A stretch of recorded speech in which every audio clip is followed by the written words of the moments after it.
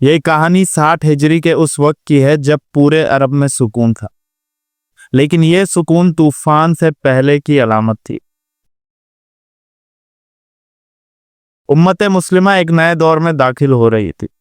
لوگوں کو لگ رہا تھا کہ ایک نیا حکمران انصاف پسند ہوگا یا دین کا حامی ہو، لیکن جب سب نے سنا کہ خلافت کا تاج ایک ایسے شخص کے سر پر رکھ دیا گیا ہے جو کھلا فاسق، شرابی اور ظالم ہے، تو دل کانپ گئے۔ اسلام کے نام پر داغ لگنے کا خوف سب کے دل میں اتر گیا تھا۔ یہ صرف سیاست کا نہیں، ایمان کا سب سے بڑا امتحان بن گیا۔ یہ تھا یزید۔ مدینہ کے گورنر کا نام تھا ولید بن عتبہ۔ اس رات چاندنی سی رات تھی، مگر مدینہ کی ہواؤں میں کچھ بے چینی سی تھی۔ ایک سپاہی گھوڑے پر چڑھ کر روضہ نبوی کے پاس آیا۔ روضہ نبوی کے پیچھے امام حسین کا گھر تھا۔ دروازہ کھٹکھٹایا۔ امام حسین نے جب دروازہ کھولا تو پہرے دار نے کہا، امیر ولید نے فوراً بلایا ہے۔ امام حسین نے مسکرا کر کہا، وقت ایسا ہے کہ لوگ صرف ظالم کو چنتے ہیں۔ پھر امام حسین نے اپنے بھائی عباس کو ساتھ لے کر جانے کا فیصلہ کیا۔ حضرت عباس تلوار لے کر پیچھے کھڑے ہوئے۔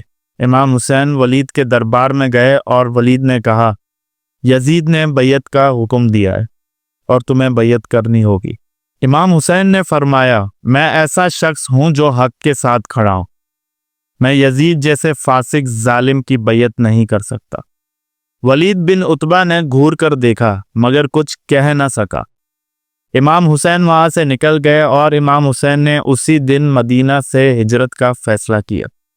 امام حسین نے اپنے گھر والوں کو اکٹھا کیا۔ بی بی زینب، امام سجاد اور بی بی سکینہ کو رات کے اندھیرے میں لے کر مدینہ سے روانہ ہو گئے۔ امام حسین کا مدینہ چھوڑنا لوگوں کے لیے بہت حیران کن تھا۔ وہ سمجھ رہے تھے کہ بہت بڑا طوفان آنے والا ہے۔ لوگ امام حسین سے کہہ رہے تھے کہ آپ مکہ جا رہے ہیں، مگر مکہ میں بھی تو یزید کے لوگ پہنچ چکے ہیں۔ امام حسین نے کہا کہ میں کسی ایک جگہ نہیں بلکہ حق کی طرف جا رہا ہوں۔ اگر میں بھی چپ رہا تو اسلام صرف نام کا رہ جائے گا، روح کا نہیں۔ اب امام حسین مکہ میں تھے۔ رمضان کے بعد ذی القعدہ کے دن تھے۔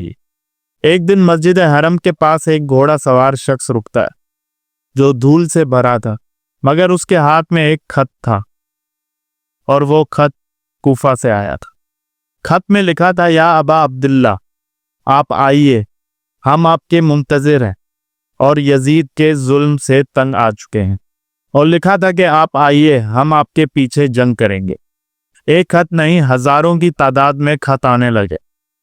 ایک نہیں، دو نہیں، روز 10 گھوڑا سوار شخص خط لاتے۔ ہر ایک کے ہاتھ میں درد بھری التجا ہوتی۔ لکھا ہوتا کہ امام حسین، آپ مدینہ واپس نہ جائیے، آپ کوفہ آئیے۔ امام حسین نے وہ سب خط جمع کیے، اور جب بھی وہ خط پڑھتے ان کی آنکھوں میں ایک آنسو کی چمک ہوتی۔ پھر ایک دن انہوں نے یہ فیصلہ کیا کہ میں مسلم بن عقیل کو وہاں بھیجوں گا۔ اگر واقعی میں یہ لوگ مجھ سے وفا کرتے ہیں تو میں بھی وہاں چلا جاؤں گا۔ مسلم بن عقیل امام حسین کے کزن تھے۔ وہ ایک دیندار اور مومن شخص تھے۔ وہ کوفہ کے لیے روانہ ہوئے، اور کوفہ میں ان کے لیے ایک بہت زوردار استقبال کیا گیا اور ان کے نعرے لگائے گئے۔ لوگ نعرے لگا رہے تھے کہ مسلم زندہ باد، حسین زندہ باد۔ بیعت کے سلسلے شروع ہو گئے۔ 18,000 لوگوں نے مسلم بن عقیل کے ہاتھ پر بیعت کی۔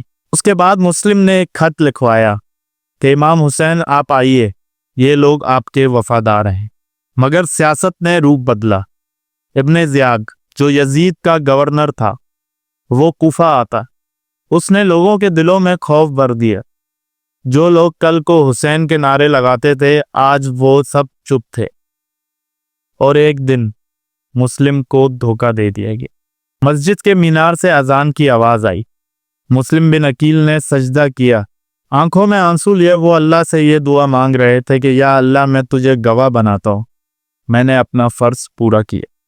پھر مسلم بن عقیل کو شہید کر دیا جاتا ہے۔ امام حسین تک یہ خبر پہنچتی ہے، اور امام حسین بھی کہتے ہیں کہ مسلم بن عقیل، تم نے حق ادا کر دیا۔ اب حج کے دن قریب تھے۔ امام حسین حج کے لیے روانہ ہونا چاہتے تھے، مگر پھر امام حسین کو خبر ملتی ہے کہ یزید نے ایک پلان بنایا ہے کہ امام حسین کو حج کے لباس میں کعبے کے اندر شہید کیا جائے۔ امام حسین فوراً فیصلہ کرتے ہیں کہ میں اپنا خون کعبے میں گرنے نہیں دوں گا اور میں یہاں سے کربلا جاؤں گا۔ امام حسین سے لوگ آ کے کہنے لگے کہ آپ کوفہ جا رہے ہیں، مسلم بن عقیل کو پہلے ہی شہید کر دیا گیا ہے، تو وہاں جانا آپ کے لیے خطرناک ہوگا۔ امام حسین کا جذبہ بلند تھا اور امام حسین نے ان لوگوں سے کہا کہ میں موت سے نہیں ڈرتا، میں گمراہی سے ڈرتا ہوں۔ اگر میں بھی چپ رہا تو اسلام کی گردن جھک جائے گی۔ امام حسین کربلا کے میدان میں اترے۔ زمین سوکھے ہوئے دریا کے کنارے تھی، دشمن نے پہلے سے ہی رستہ روکا ہوا تھا۔ عمر ابن سعد کا لشکر وہاں کھڑا تھا۔ اس تپتی ہوئی زمین پر امام حسین نے اپنا کیمپ لگوایا۔ امام حسین کے ساتھ صرف 72 لوگ موجود تھے، مگر ان کے ہر ایک کے جذبات میں ایک لشکر چھپا تھا۔ اس محرم میں دا اسٹوری آف کربلا کی سیریز اسٹارٹ کی گئی ہے۔